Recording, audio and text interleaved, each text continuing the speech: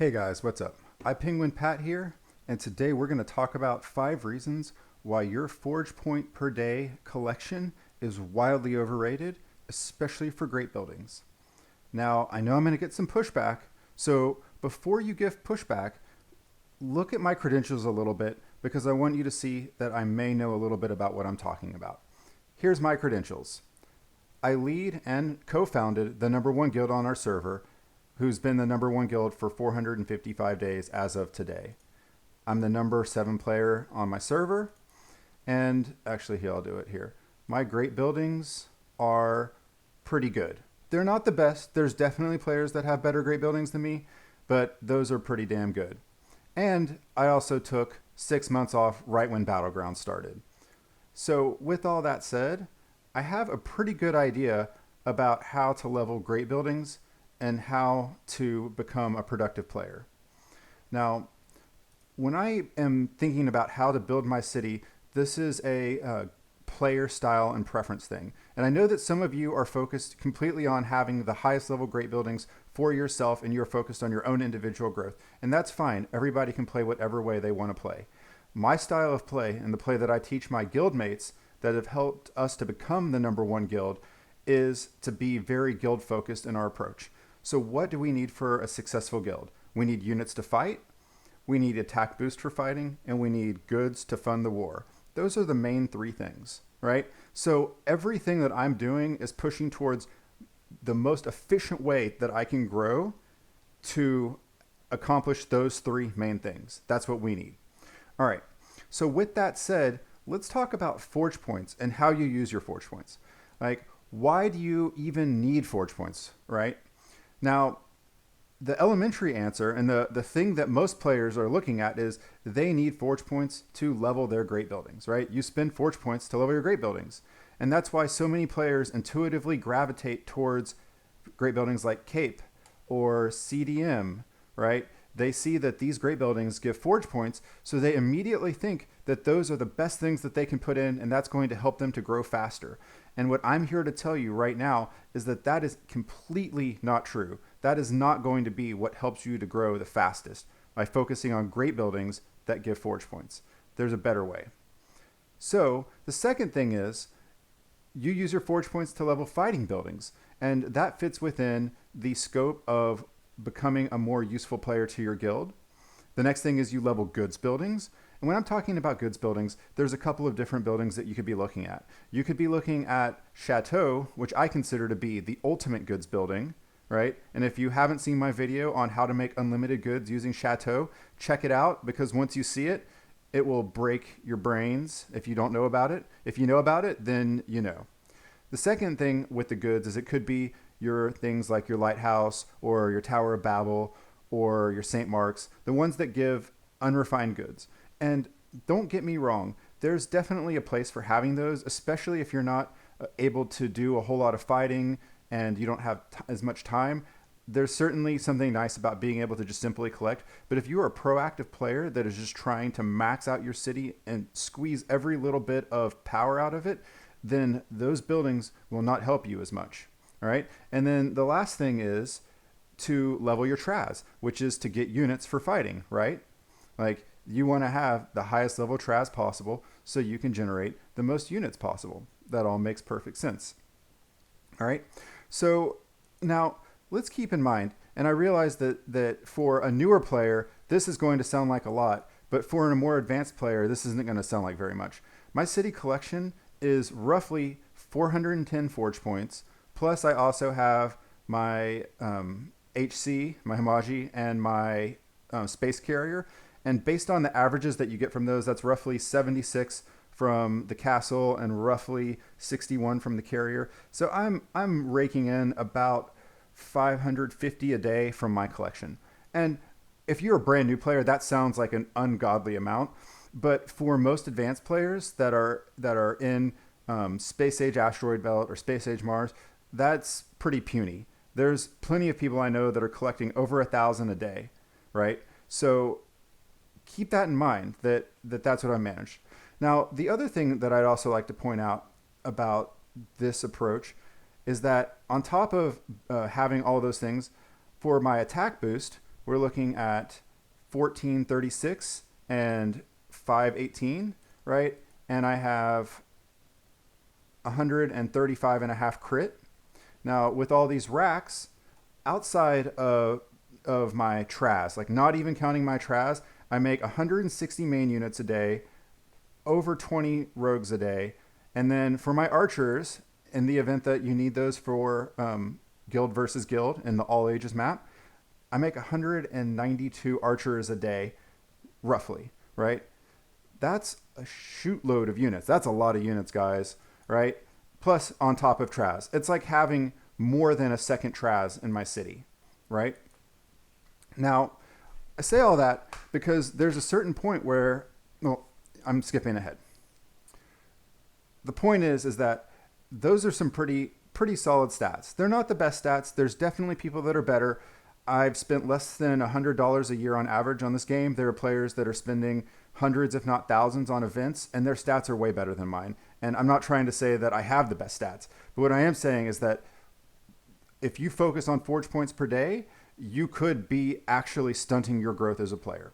So here's why. Now I'm actually going to get to the point. All right, the first thing is the forge points per day don't scale. There is static growth to that. And what I mean by that is if you look at your Cape Canaveral as an example, once you get to those 61 forge points a day or 70 forge points a day or 80 forge points a day or whatever it is that you level it to, at that point, it's not going to continue to grow.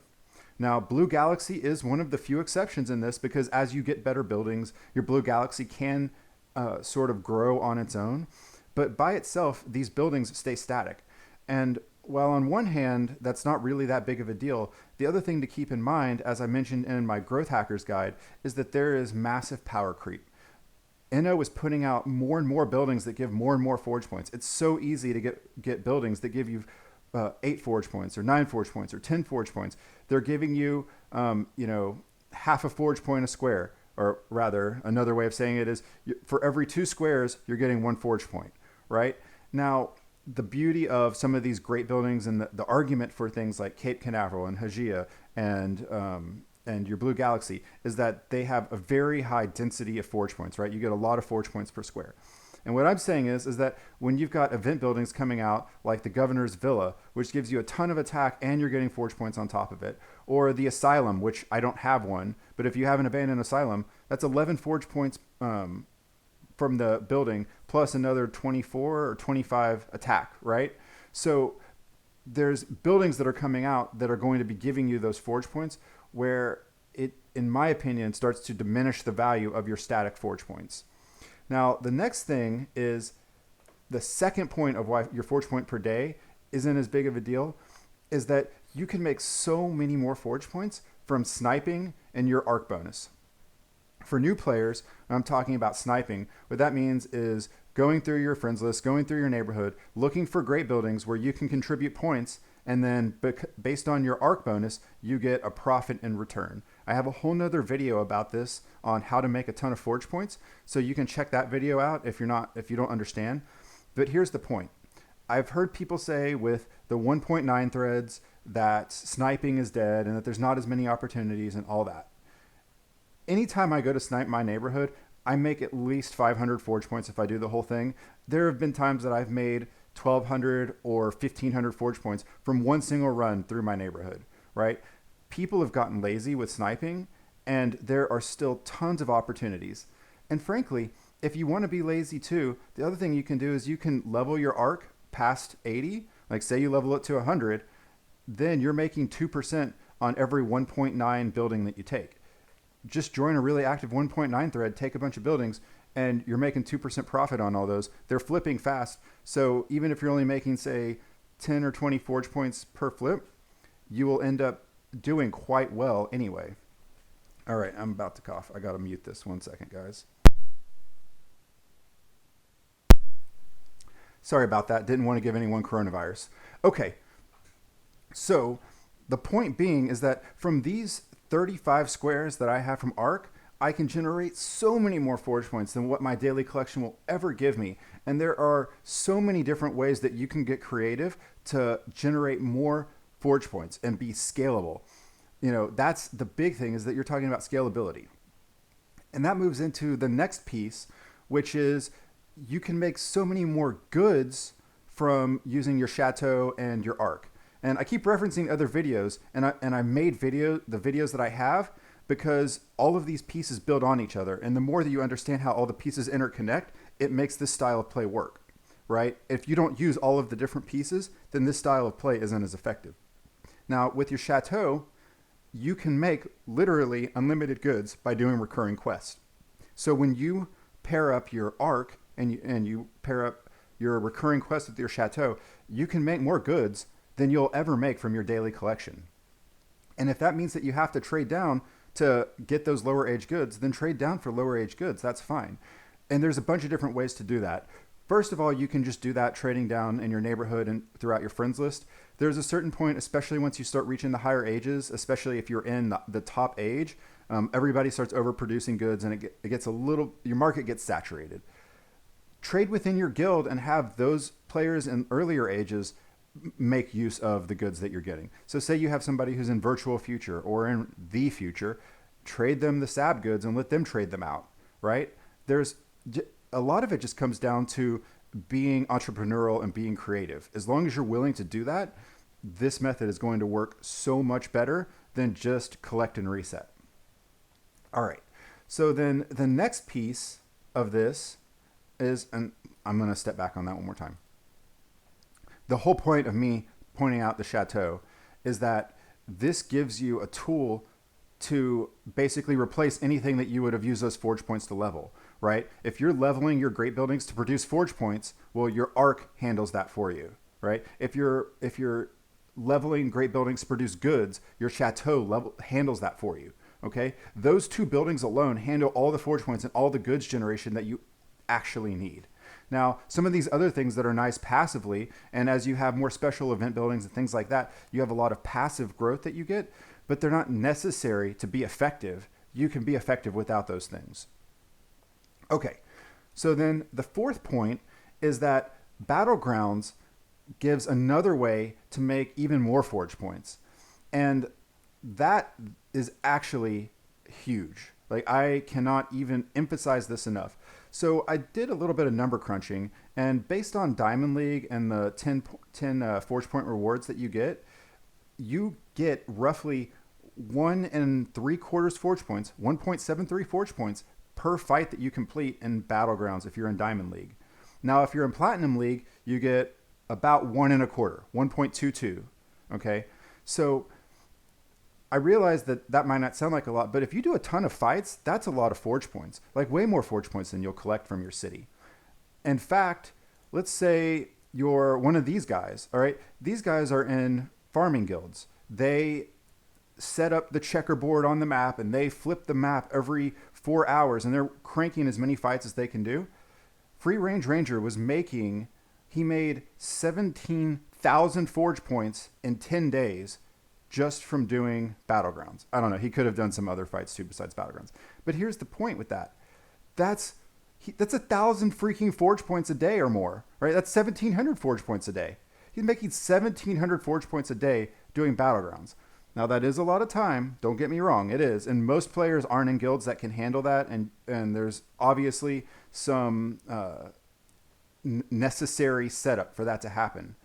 But you don't have to make 1,700 forge points a day for you to find Battlegrounds to be wickedly profitable, considerably more profitable than the extra 100 that you're getting from Blue Galaxy, or the extra 80 that you're getting from Cape Canaveral or whatnot. All right.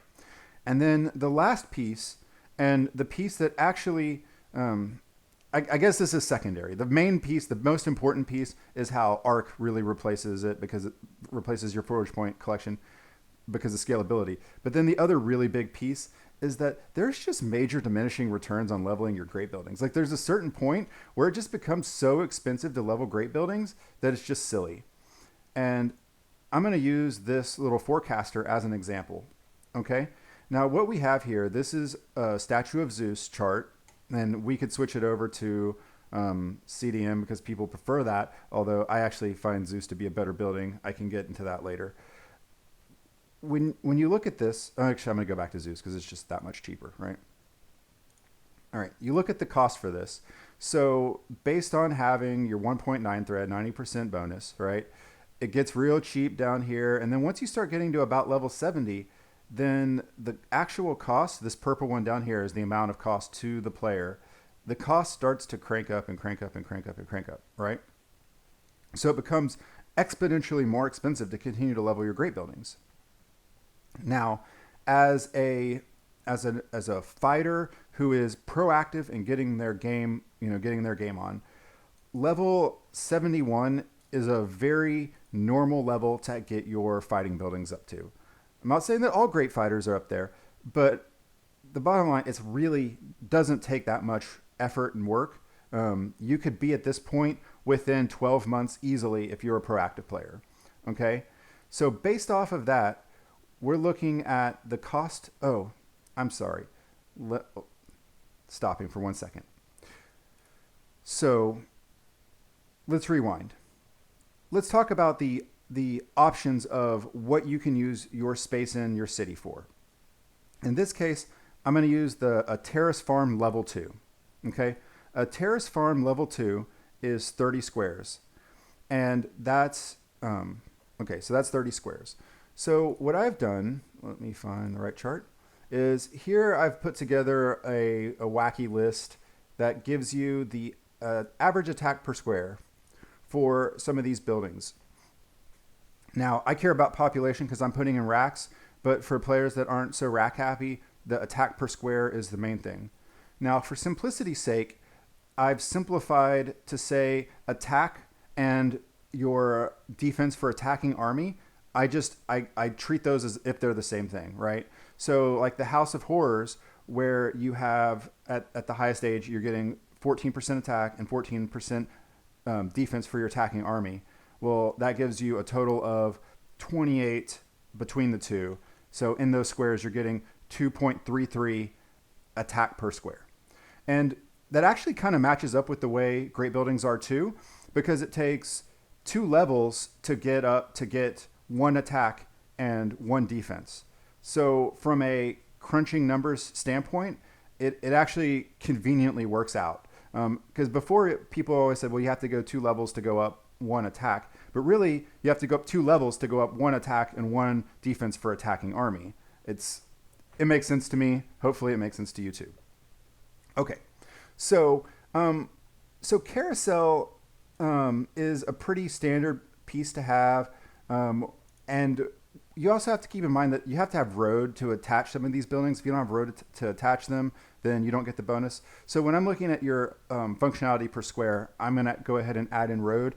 Since a carousel is 3 wide, it's probably going to be sharing some of that road with another building. So we'll call it 1.5 squares from that. So based on that, a carousel is going to be giving you about 0.75% of attack per square. And then if you bump up to like a Colossus level 10, that's about 8.3. This is what I would consider to be about middle of the road for attack buildings, especially for advanced players. Now, earlier players, it might not be quite the same, but this is where we're at. So based on that, we're looking at roughly 0.8% attack per square. And if we take our 30 squares and we multiply that by 0.8, we're looking at getting about 24 levels is the equivalence, right? So here, look, 30 times 0.8, right? So 24, okay? That is roughly 24 levels of a great building to get the same equivalence as 30 squares worth of terrace farm, okay? So let's go back here to our forecast. Now, to level from level 71 to 95, that's 24 levels, okay? You have to invest, the great building owner has to invest 21,848 forge points, okay? Now, that's quite a bit of forge points, okay? Now, if we take that and we put our terrace farm in that space, it will take 1,820 days to have used that terrace farm to level your statue of Zeus enough to give you the equivalent bonus of having the carousels in that space instead. Now, I don't know about you, but I don't have 4 or 5 years to wait around for a frickin' terrace farm to level my great buildings. Okay? Like, I'm ready for my attack now so I can do more fighting. Right? Does that make sense? Okay? So let's take a step back. Let's go to something that's considerably more efficient. Okay? Let's talk about Blue Galaxy, because Blue Galaxy is one of those buildings that I have long time been a hater of, and it was extremely justified when the best buildings that you had available to you were terrace farms. And now with power creep, there's a lot more really good buildings, and it's not that hard to get to an average of 12 forge points per charge from a Blue Galaxy. I mean, that's pretty doable. Okay. So based on that, we're looking at 35 squares times the 0.8. So we're looking at 28 levels. Okay, right? So we're going up to 28 levels. So we're going to level 99. Is that right? Yeah, that sounds right. Yeah, that's 28. Okay, so now we have to get 28,673 forge points in order to take up to cover the cost of leveling your statue of Zeus to make your Blue Galaxy break even. And that doesn't even include the time that it takes to break even on your Blue Galaxy in the first place.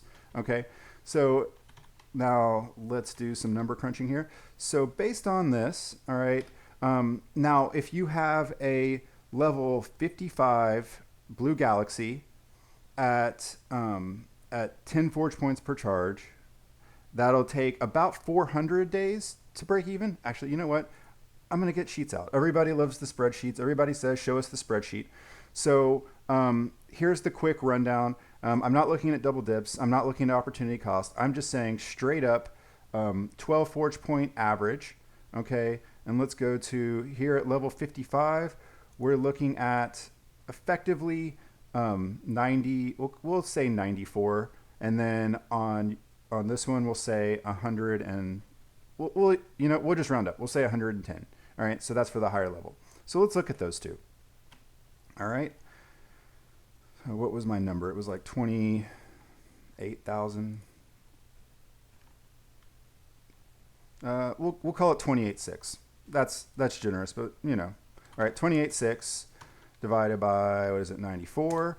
All right, so, all right, we're looking at a little bit under a year. Okay, that's, what is that? We're looking at like 10 months, okay? And then if we're going to bump it up, we got the 28.6 divided by, and then it's 110. All right, so there we're getting a little bit more reasonable, right? I mean, at this point, that's not quite 7 months. All right, cool.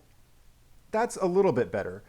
But here's the problem, is that, let me come back over to you, is that at some point, you're not going to be at level 9, like at level 71 anymore. At some point, it's going to continue to keep going up, right? Like at some point, you want your great buildings to be level, whatever the heck it is, 111, right?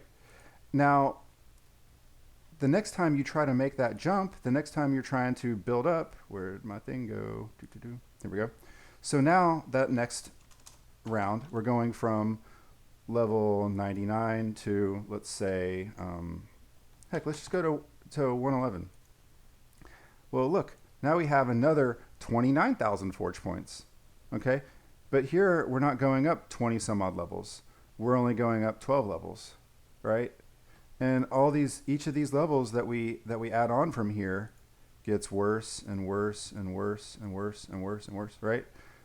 Okay, let's look at Traz real quick. That's the other big one, right? That's one of those ones that you want to keep cranking up. We'll go from level 80 and say we want to crank that one up. Same thing, right? If you're putting 100 levels on it. Now, this is a little bit different from, because dealing with rack space is completely different than dealing with attack bonus. And the reason why is because there's only 2 ways to get more units, realistically, scalably-ish, right? if you want to get 100 units, right? You're either leveling your Traz or you have to have racks. Those are your only options, right? And there becomes a point where it becomes wildly cost prohibitive to continue to level your Traz if you're trying to increase the amount of units that you're making quickly, right? So going from 100 to 110, you're looking at 40,000 forge points, okay? Whereas to get an extra, to add an extra 10 units, right?